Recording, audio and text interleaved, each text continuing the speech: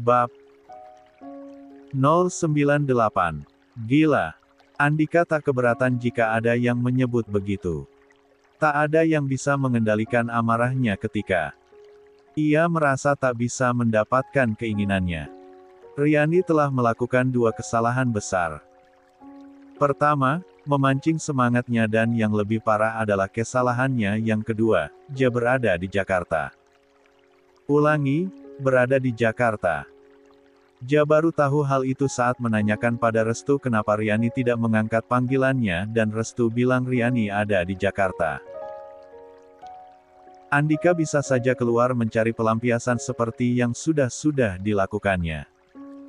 Tapi lebih memilih menghukum Riani yang mulai membangkang. Hanya sekedar membakar warung bukan perkara besar baginya. Kini hanya tinggal menunggu Riani menelepon, memohon-mohon dan merengek minta maaf padanya. Andika terkekeh pelan, tak sanggup membayangkan betapa pasrahnya Riani di bawah kuasanya nanti. Terhitung sudah 1 jam sejak ia memberi tahu Restu. Andika melihat ponselnya belum juga ada telepon dari Riani. Apa Restu tidak memberi tahu keponakannya? Atau apa Riani tidak peduli dengan kebakaran warungnya? Andika jadi bertanya-tanya sendiri. Masa sih dia gak kaget warungnya dibakar? Masa gak ngerti kalau itu bukan kebetuni? Tidak mungkin Riani tidak tahu kan? Pasti Restu sudah bilang kalau Riani salah karena mengabaikannya. Lalu kenapa sekarang wanita itu belum mengemis ampunan padanya? Bungsu dari Rohichan bersaudara itu geram luar biasa. Apakah Riani sengaja memancing amarahnya kembali? Saat sedang diliputi kekesalan itulah, ponsel Andika berdering. Ia pun segera melihat nama yang tertera di layar. Namun kecewa ketika nama yang tertulis bukanlah Little Moon, tapi Nurdin. Andika berdecak. Ia malas mengangkat ponsel dari Nurdin. Tapi meskipun Nurdin adalah seorang sopir pribadi, tapi ia adalah orang kantor. Pasti ada hubungannya juga dengan pekerjaan kantor. Terpaksa Andika pun menjawabnya. Yar Pak, Riani ada di depan apartemen Bapak sekarang. Maksa mau ketemu Bapak, Riani. Di apartemen. Oke.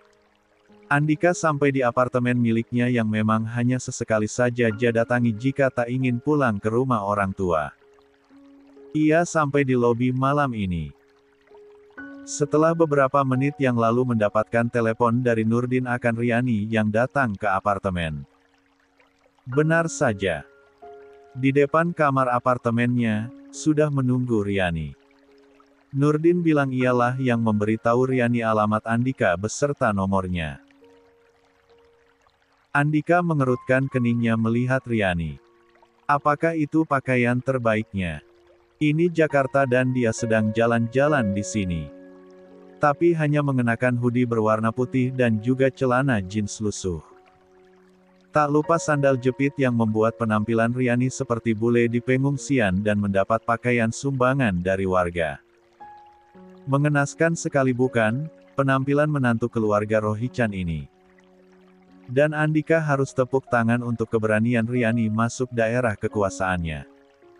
Merasa ada yang memperhatikannya dari jauh, Riani menoleh dan melihat Andika berdiri tinggi menjulang tak jauh darinya.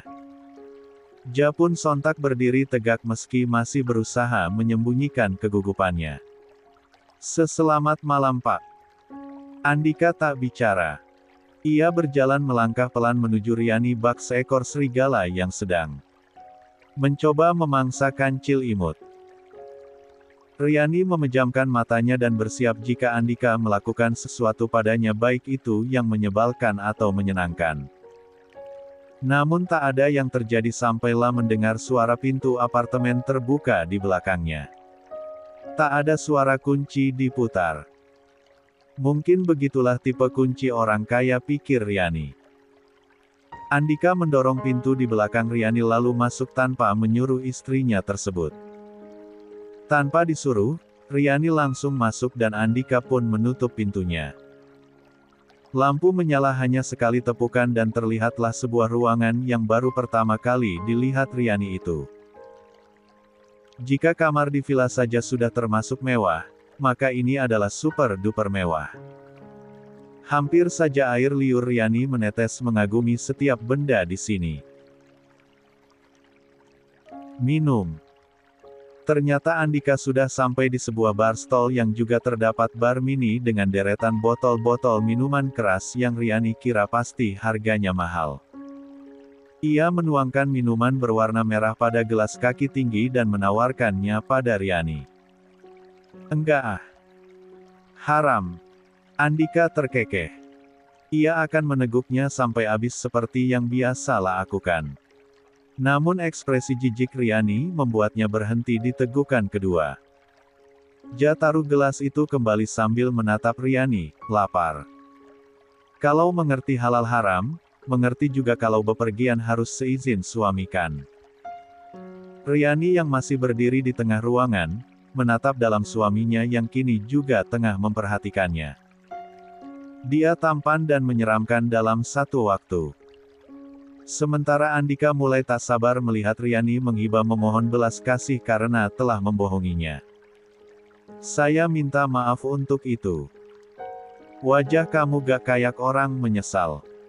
Siapa yang gak kesel kalau warung orang tuanya dibakar? Andika menaikkan alisnya. Apa kamu berhak kesal? Apa ada dalam perjanjian kalau kamu boleh kesal, my little wife? Lihatlah betapa kesempurnaan dunia dengan segala kekuasaannya telah menjadikan seorang Andika begitu angkuh hingga sanggup melukai hati Riani. Andika tersenyum penuh kemenangan. Si jutek ini tak mampu menjawab ucapannya. Bukankah tugasmu hanya menurut dan harus terima konsekuensi jika membangkang? Andika berjalan menghampiri Riani hingga berada di belakang Riani dan menghirup dalam-dalam harum rambut Riani yang selalu ia sukai. Riani memang berasal dari kampung dan sangat sederhana. Namun ia pandai merawat diri hingga si gila Andika tak pernah bosan akan aromanya. Kalau boleh tahu, pernikahan ini sampai kapan? Jemari Andika yang mulai mengitari pinggulnya terhenti. Mendengar pertanyaan Riani, Andika lalu memajukan wajahnya dan berbisik di telinga Riani. Sampai saya bilang berhenti. Tak keras namun kata-kata itu sungguh menyayat hati Riani. Tak terbayang bagaimana ia harus melewati hari-hari bersama orang kejam yang bisa bertindak di luar batas seperti Andika. Riani tersentak ketika Andika mendorongnya ke atas ranjang. Andika berjalan pelan menuju nakas dan mengeluarkan benda yang membuat Riani melotot horor. Ujung bibir Andika kembali tertarik. Meski Riani orang desa, ternyata si jutek ini tahu apa arti benda yang dipegangnya kini. Andika membuka kunci benda yang terdapat rantai panjang di kedua sisinya itu. Takut nih, Riani meneguk ludahnya kasar. Jangan dipasangin ke saya. Harusnya itu buat bapak. Andika tercengang bergantian melihat benda yang dipegangnya dengan Riani yang beringsut mulai ketakutan. Do you want to be in control? Teh bapak ngomong jorok. Andika memejamkan matanya. Wajah gadis ini saja yang bule. Dalamnya tetap saja pengalengan, Indonesia. Ia bergerak melangkah hingga kini sampai di tepian ranjang. Andika akan mengambil kaki Riani namun Riani malah kabur bangkit dari ranjang dan kini berdiri tak jauh darinya. Andika menggeram marah karena lagi-lagi Riani membantahnya. Gak mau. Bapak yang salah, udah bakar warungnya saya. Harusnya bapak ganti rugi dan dipenjara. Bukannya saya yang dibawa ke kantor polisi. Andika mengerutkan alisnya tak mengerti dengan apa yang dikatakan oleh Riani. Apa itu? Ucap Riani sambil menunjuk pada borgol yang dipegang oleh Andika. Bapak mau borgol saya terus mau dibawa ke kantor polisi kan?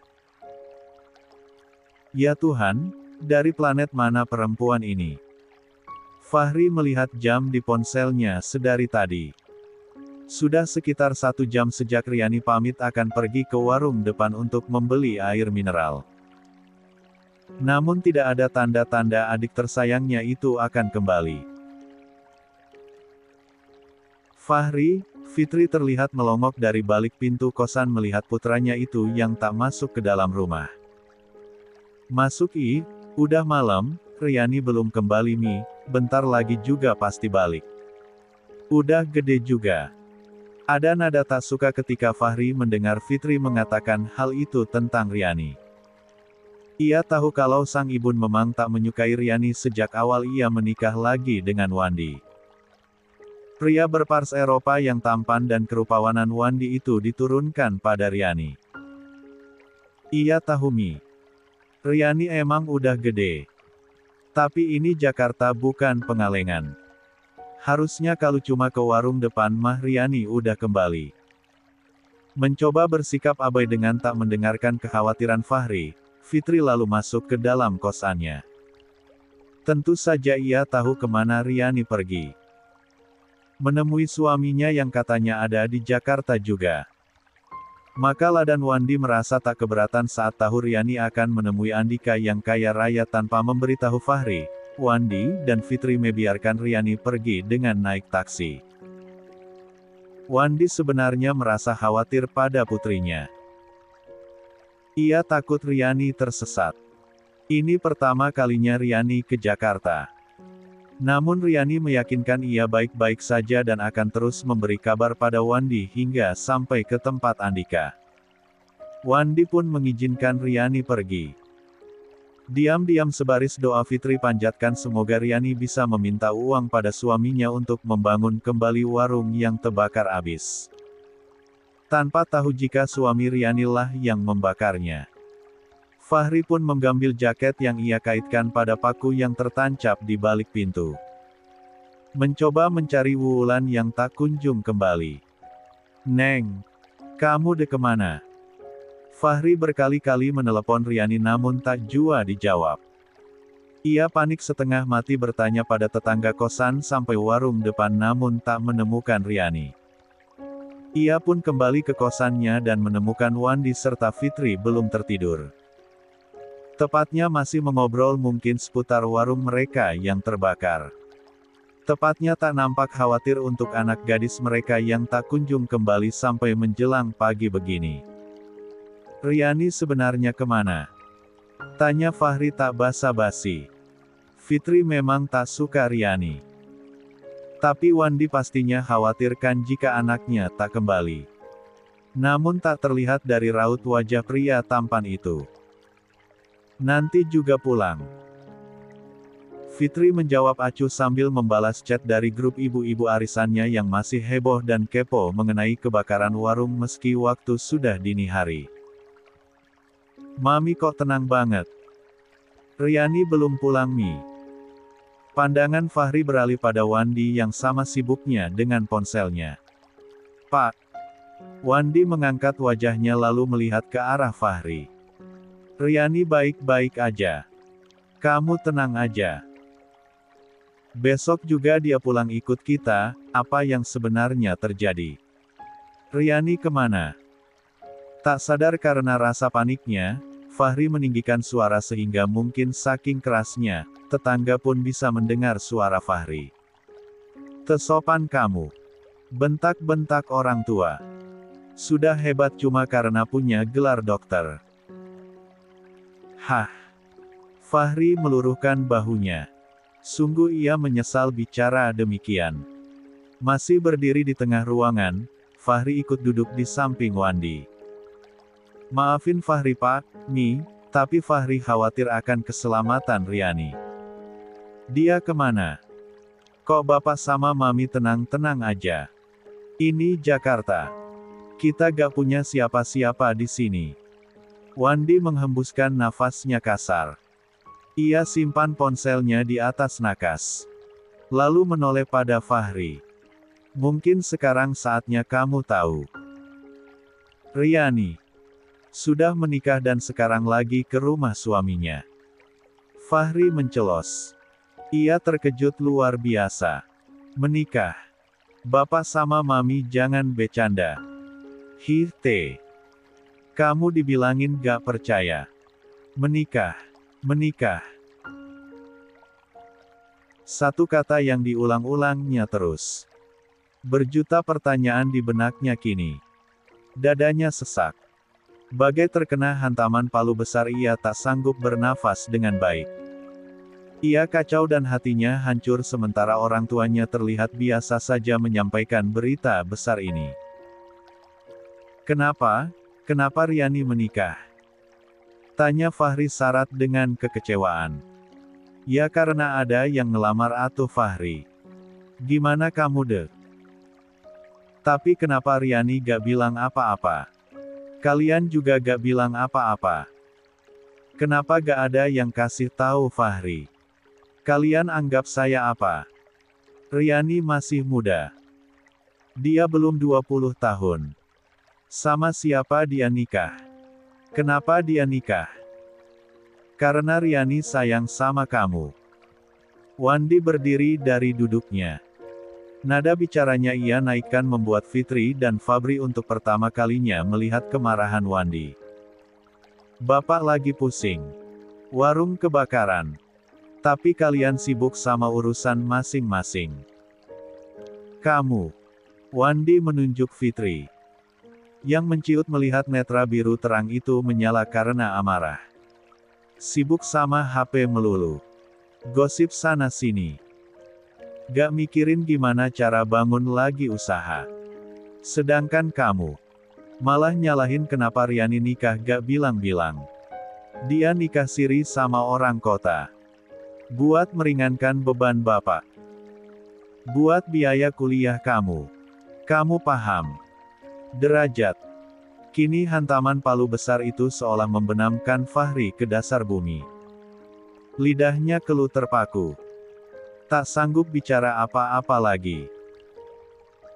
Riani, adik kecilnya yang paling ia cintai telah menikah. Tradisi nikah siri di kampungnya telah berhasil menjerat Riani. Sang bidadari cantiknya telah menjadi miliknya orang. Bahkan Fahri merasa ada pisau tajam menembus jantungnya mendengar alasan Riani menikah. Riani. Ke Jakarta, nengok kakak pak. Jawab Riani terbatas seiring dengan celana jeansnya yang kini tengah ia tanggalkan.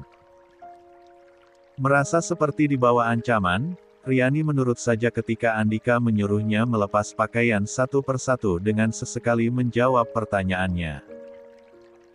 Saya gak tahu kamu punya saudara di Jakarta, bapak gak nanya. Delikan tajam Andika yang Riani rasa lebih judes daripada ibu tirinya langsung membuat bule pengalengan itu menciut. Ia menutupi tubuhnya yang hanya memakai pakaian dalam dengan kedua tangan yang dilingkarkan di depan dada. Jangan ditutup Lan. Malu pak. Tadi di video gak malu-malu. Udah luwes banget.